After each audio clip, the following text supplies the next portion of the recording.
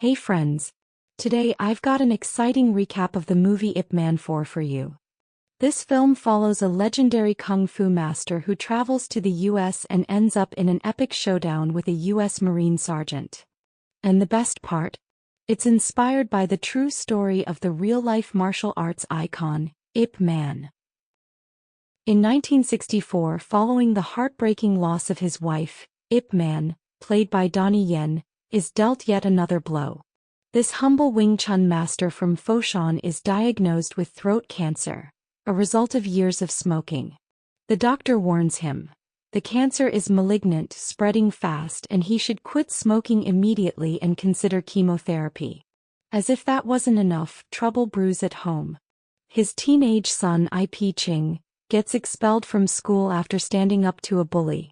The boy is angry, rebellious, and uninterested in studying. All he wants is to teach martial arts. Frustrated and hoping for a fresh start, IP decides to travel to San Francisco. He plans to visit his former student Bruce Lee and find a new school for Ching at the same time. Bruce had sent one of his own students, Billy, to Hong Kong, inviting IP to attend a prestigious karate tournament in San Francisco as an honored guest. Before he leaves, IP promises Ching he'll call every night at 10 p.m. But Ching, still upset, tells him not to bother. Their argument escalates until IP, in a rare moment of anger, slaps his son. Realizing the situation has gotten out of hand, IP asks his old friend Fat Bo to look after Ching while he heads overseas. In San Francisco, Bruce Lee, played by Danny Chon, is causing quite a stir. He's opened a Wing Chun school that welcomes American students, and even published a martial arts book in English. This doesn't sit well with the local Chinese martial arts masters, who feel that Chinese kung fu should be kept within the community. IP learns from a friend, journalist Liang Zhen, that to enroll his son in an American school, he needs a letter of recommendation from the Chinese Consolidated Benevolent Association. But there's a catch: the president wants to meet him first. Master Wan, a Tai Chi expert and head of the association, refuses to provide the letter. He strongly disagrees with Bruce Lee's actions, teaching non-Chinese students and sharing martial arts with the wider public. IP defends Bruce, saying he simply wants to spread Chinese kung fu. The two masters briefly test each other's skills in a respectful sparring match.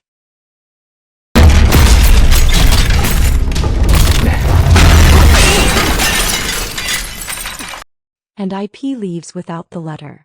Later, after meeting with a school principal who refuses to admit Ching without the letter, IP stumbles upon a girl being bullied. Her name is Yona, Wan's daughter. She's being harassed by a white cheerleader named Becky and a group of her male friends. IP steps in, protects her, and walks her home safely. But Becky, in the scuffle, accidentally cuts herself with a pair of scissors. When IP tries to explain to Wan that Yona was only defending herself, Wan coldly dismisses him. He insists that, as a foreigner, IP couldn't possibly understand the racial tension Chinese people face in America. Before IP leaves, Wan accuses him of using Yona to gain the letter and challenges him to a fight for it.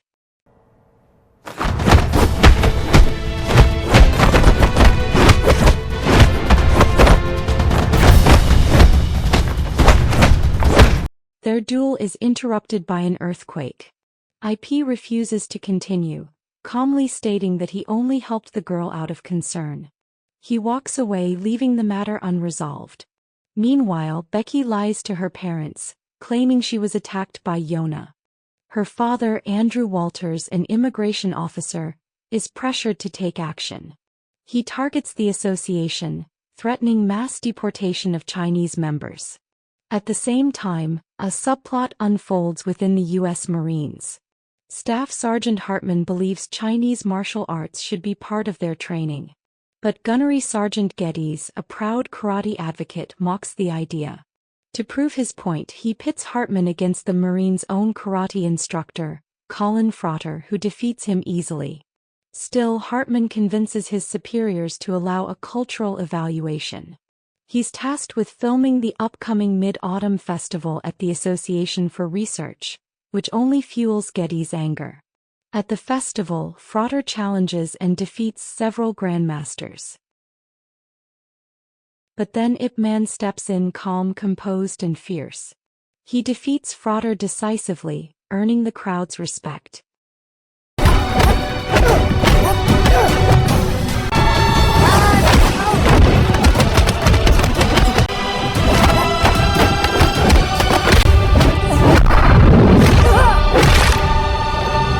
However, one never shows he's been arrested by immigration officers. Geddes storms into the association, brutally attacking the grandmasters who remain. He forces Officer Walters to hand over Juan, taking him into Marine custody. Fortunately, Bruce Lee's student Billy tips off the association before a planned raid, allowing them to evacuate. Bruce offers them shelter in his dojo, finally gaining the community's respect. At the Marine base, Juan is forced to fight Geddes. At first he holds his own, but eventually Geddes overpowers him.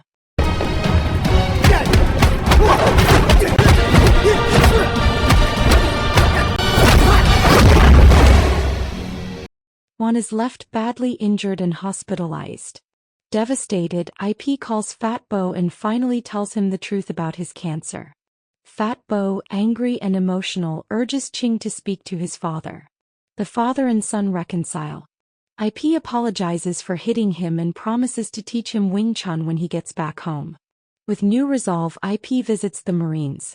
A fierce and exhausting battle follows between Ip Man and Geddes.